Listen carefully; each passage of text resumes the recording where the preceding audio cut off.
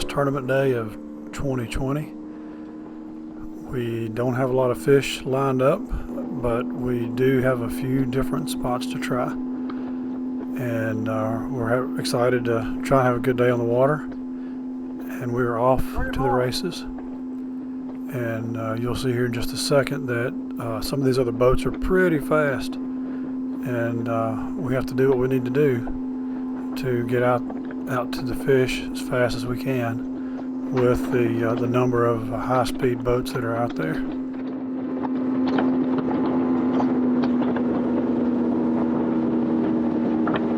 Taking a shortcut.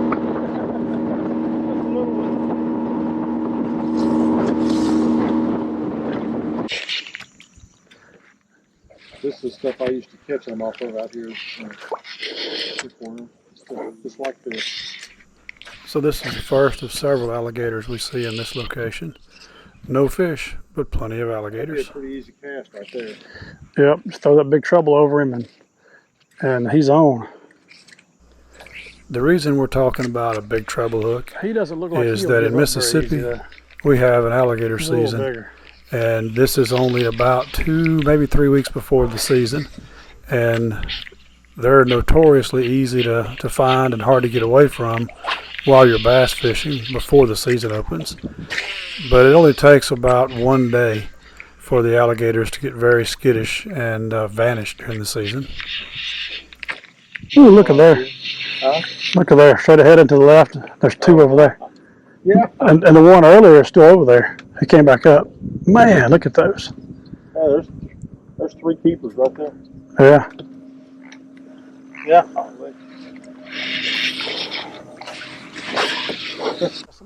So we fished this area for probably longer than we should have. It's produced fish in the past.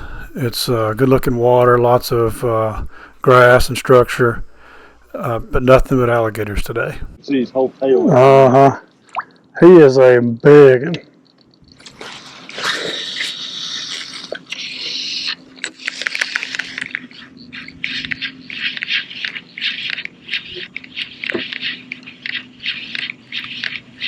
That was just good, right? Appears that way. I wish it would go on. I'm just trying to catch a bass off the lily pads. So now we move to spot number 2. It's just across the river from spot 1. Again, shallow water fishing those edges. Started off with frogs and buzz baits, and Mike eventually connects on this small fish. Had a little bit of a deformity, had a big humpback, and he was a little bit short, so we weren't able to keep him. But it was an indicator that we can catch some fish in the shallow water. And I think he caught this one on a trick worm.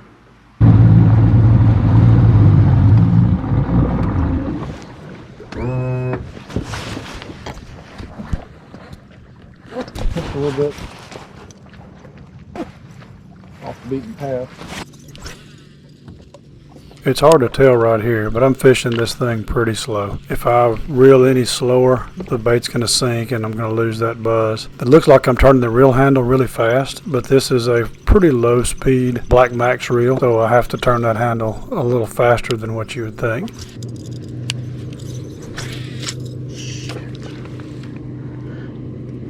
Just fling it and let it go and don't even touch your spool, and that's what happens. Huh? Every now and then my brain just misfires. I don't touch my spool at all. I get relaxed when I throw heavier baits because it usually does better. Ooh, what you got? This is our first fish of the day. He's small, a little bit deformed. He goes back in.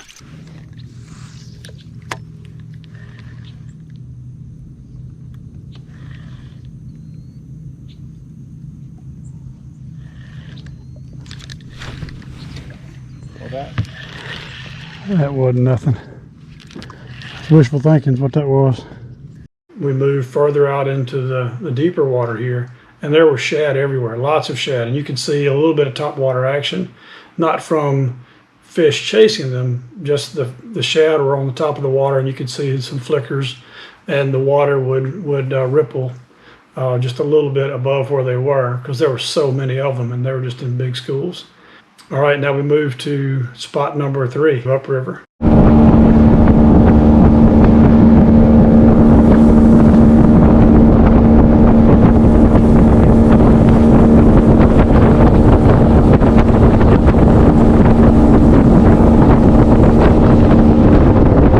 we pull up to the entrance to an old lake that pours into the river, and we like to throw crankbaits at these places. We stop short, the current blows us back just a little bit, and I pull out my crankbait rod and I start throwing, and I catch fish on the first 2 casts. The second one is a keeper, and as I'm closing the live well, I realize the camera's not on, so I start the camera and begin filming. Here's the action.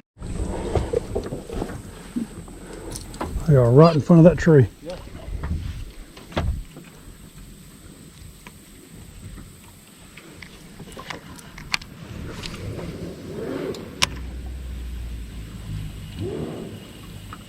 Weird place right out there. What's that? It's in a weird place. Yeah.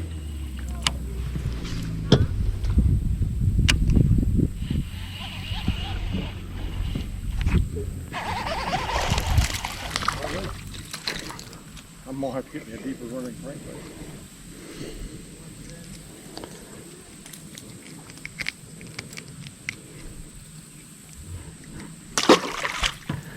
All right, we got to upgrade a little bit more.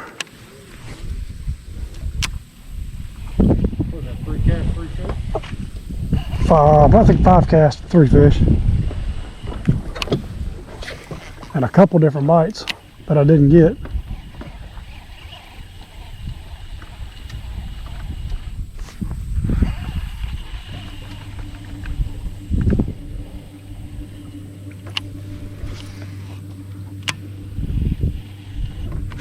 Oh, there he is. Ah, he got off. Was he a keeper? No, he wasn't a keeper. There are a lot of fish down there.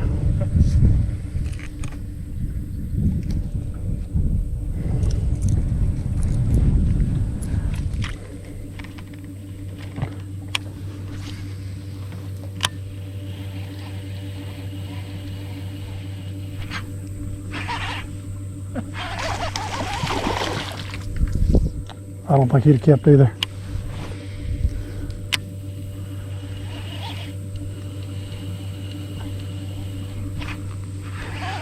You're gonna have all of them smallmouth by the time I get something in. Well, I'm just trying to weed out the little ones.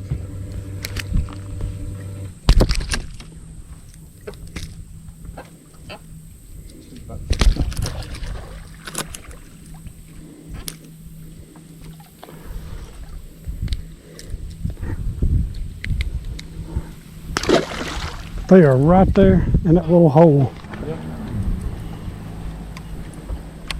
Yeah. Although this place was a lot of fun, we were catching fish and catching pretty quick. They were small. Out of, I think, 5 fish, we kept 1 here, and we had to move on, try to find some bigger fish. Out of there. David Fritz sometimes. Fritz? F-R-I-T-T-S. Okay. And that guy is a crankbait nut, and he won the Classic in '93. We made it into the lake. No bites in the channel leading into the lake, although it looked pretty fishy. The lake has a little depth, so we're able to use crankbaits as well as shallow water techniques because we can reach the cypress trees from the middle of the lake.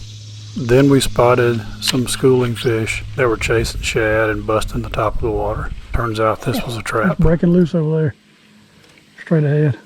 About 10 minutes into fishing for these schooling bass that are chasing shad, and Mike telling me about Martha throwing ice cream to him, which is pretty funny. I see this bass come to the top of the water, and it really gets us fired up.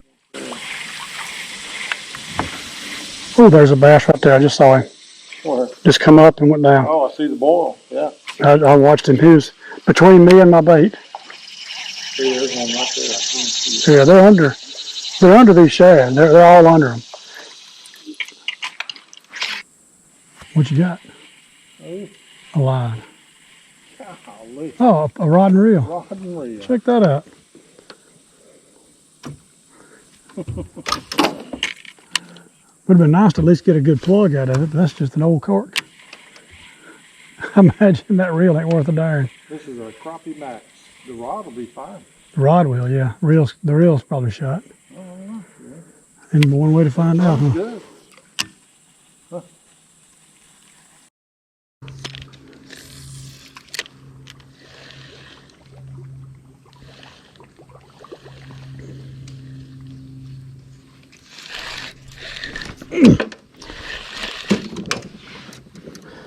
Got a bite? Well, I didn't know. So I just pulled steady on it just in case it was a bite. And what I ended up doing was hitting myself with it.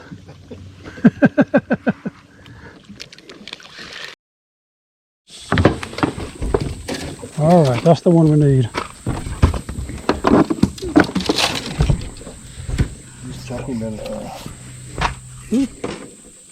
I know he's 14. All right, yep. He's about a pound and a half, maybe 2. But he bit. We need some more water in there.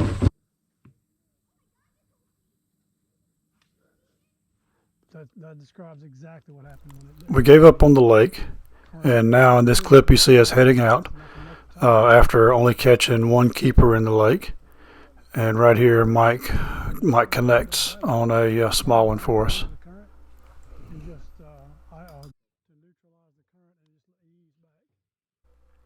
We did so well at the entrance to this lake that we decided to try it again as we exit, and it's pretty amazing. The place reloaded with fish. You'll see. First cast.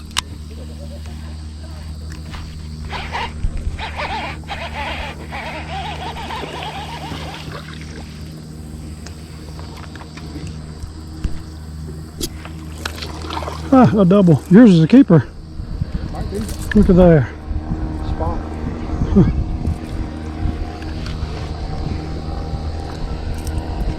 I knew he was a little bit bigger because he was full.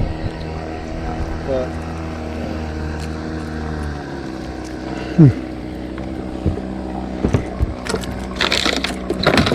see if that keep.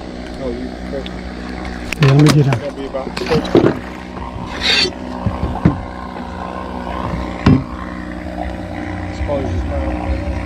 Oh, that's gonna be close. We get these fish in the boat. Mike's is a keeper. We cast for another 5 minutes, no significant bites, and we have to run. We've got to make a move. The day is getting long. We've got to try a couple more places and look for some keepers. A little Tabasco.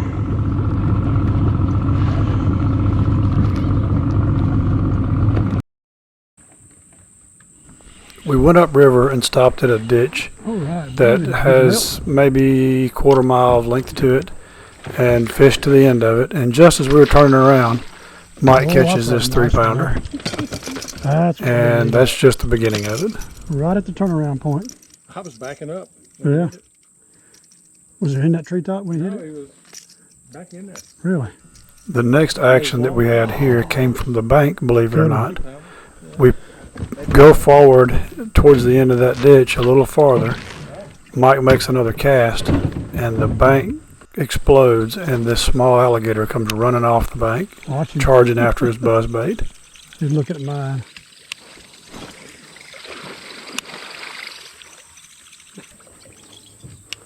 Dude, I'm trying to fish, stupid gator.